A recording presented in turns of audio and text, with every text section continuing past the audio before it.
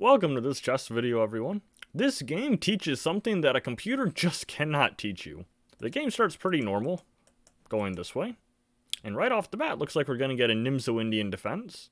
E3 is the main line. And then some pretty common theory continues from here.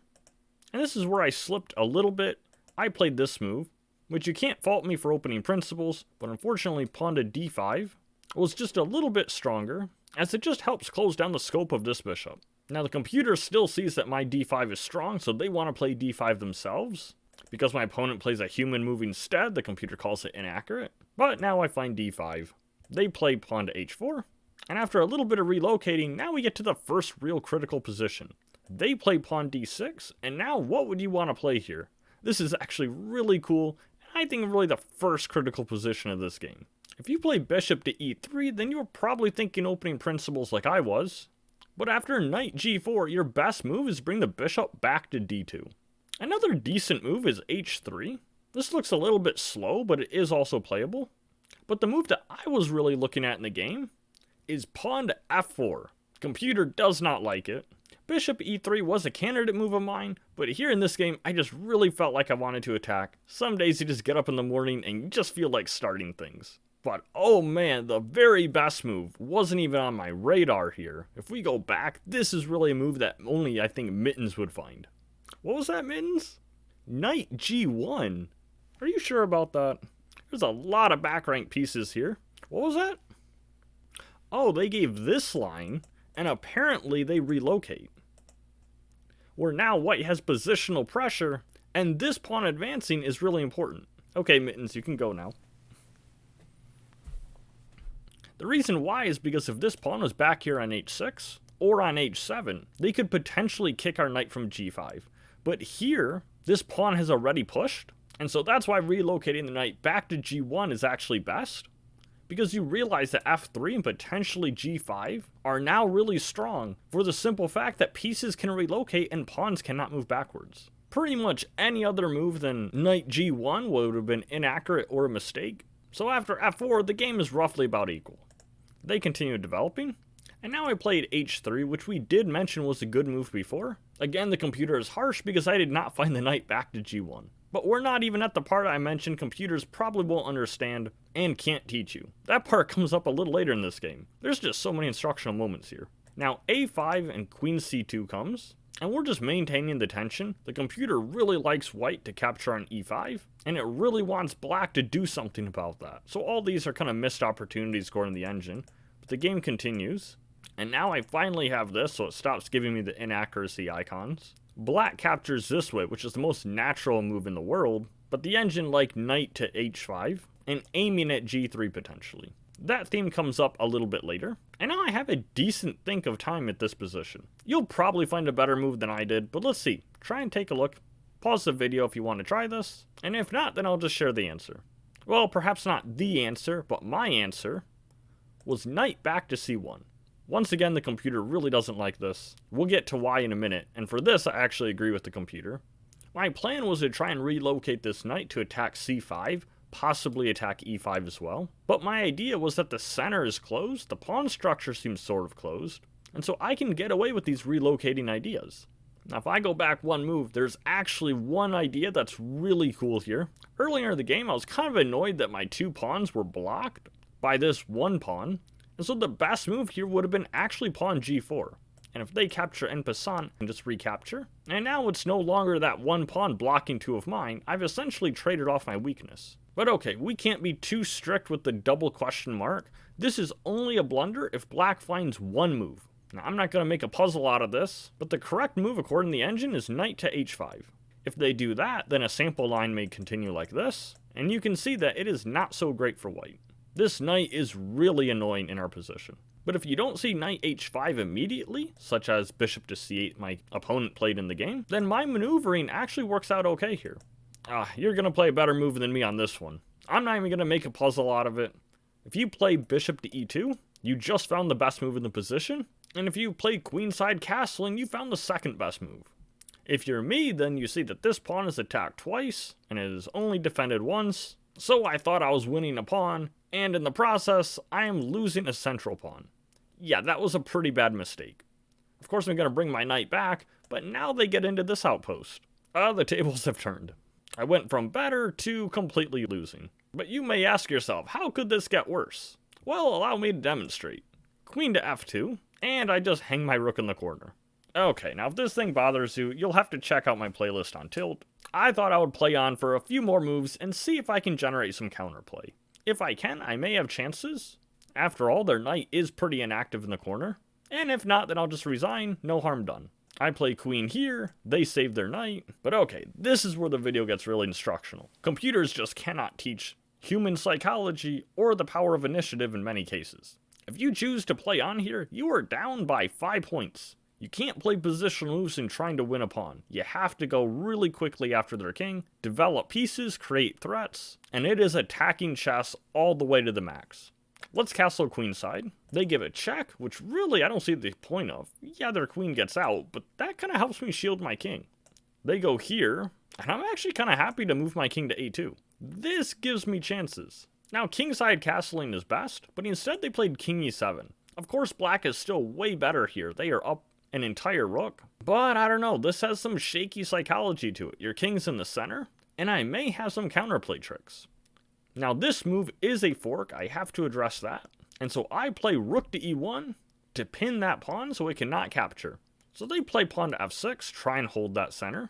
I play queen to f2, threatening a pawn, but notice that if I trade it ends with the queen check, and I'm really infiltrating with the queen. The pawn is kind of like a bonus. It's really not about the material in this situation. If you want to see me play a lower rated opponent, then you can check out this video on how to play without a queen.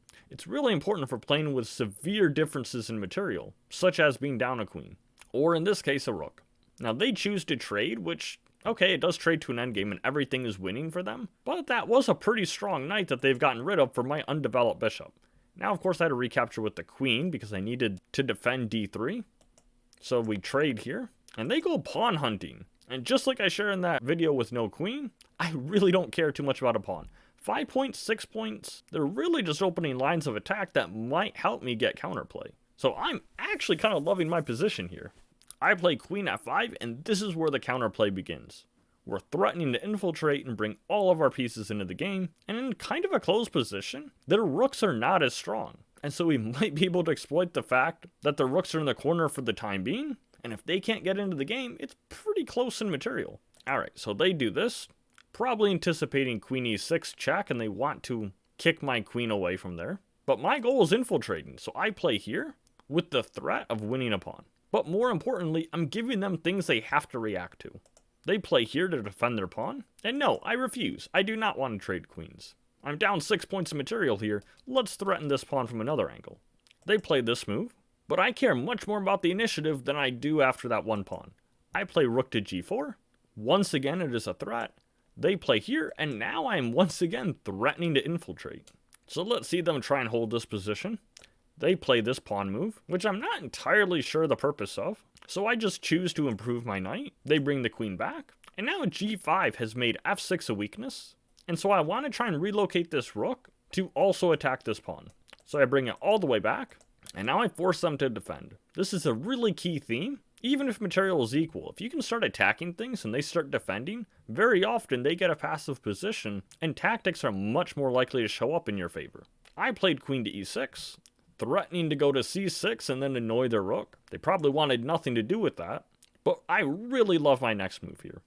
Yes, I was down by 6 and I choose to play an exchange sacrifice. Now, I don't know if what I'm about to share makes this even more pretty in a sense, but this sacrifice does not work. Now what it looks like it's going to do is this, and then if they block with the queen, I can grab the rook on h8. But here, king c8 is actually the best defense. And even if you didn't find that and played king d7 instead, there's actually no follow-up here. The king is going to the center, but eventually I run out of checks. Now why would I say this arguably makes the sacrifice more pretty that it doesn't work? Because it's illustrating a really important concept that engines just cannot teach. And that is the fact that your opponent does not play perfectly.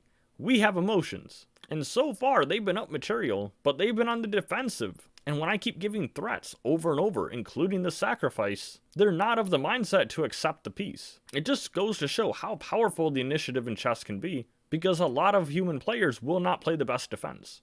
So instead, they played queen d7.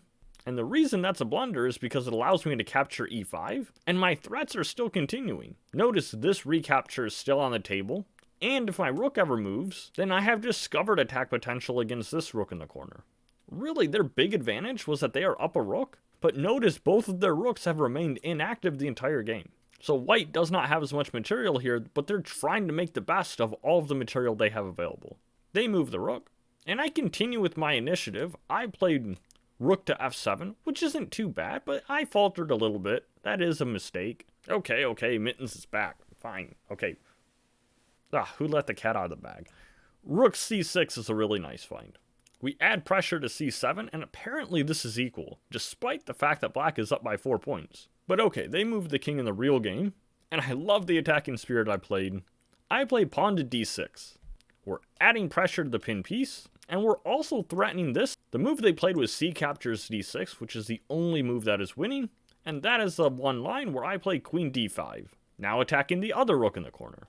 I mean, ever since I lost the rook, and arguably even before it, black has been better this entire game, objectively speaking, but you wouldn't know it by the way the initiative has been playing out. White has been controlling the pace of this game the entire way, and queen b7 is just trying to offer a trade to queens. They really want to simplify. But I had to calculate a little bit just to make sure this works, and indeed it does. That move is a blunder because knight captures d6 check.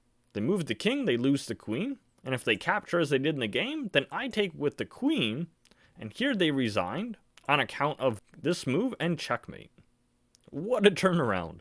I think my opponent here just gave me a few too many chances and just weren't able to use their extra material. The reason I say that computers don't really see the human psychology element is because if I were to go back to a critical position like this, my human instinct would sacrifice the rook. I've seen Gotham Chess say that way too many times. Computers like Mittens, on the other hand, well, they would just play queen to f5. But the problem with this move is black is still up by 6, and sure, this may be objectively best, but if you play this position against a human 100 times out of 100, if they're around your level, they're probably going to win. They have 6 points of material more. They'll just trade down to some boring positional endgame, it'll be a grind, and you're down by 6. Maybe you can hold down by 1 pawn, maybe even 2 or 3 points of material based on your rating level, but no way you can hold on down a rook and more. So this move is not going to win against human players. Black is going to convert, no problems. But if you play this, it's a few centipawns worse, but even the computer considers this move excellent. So it's really not a bad move. But the human side of it is so much more powerful, because here we are dictating the pace of the game, and we're giving them plenty of chances to mess up. See, that doesn't work for Mittens because they just don't really mess up. I mean, they do, but you have to be like Alpha Zero to exploit it. So when you're playing against human players, it's even more important that you use factors like the initiative, and sometimes, yes, even a little bit of psychology, to get the most out of your attacking position. Thanks for stopping by, everyone. I'll see you in the next chess video.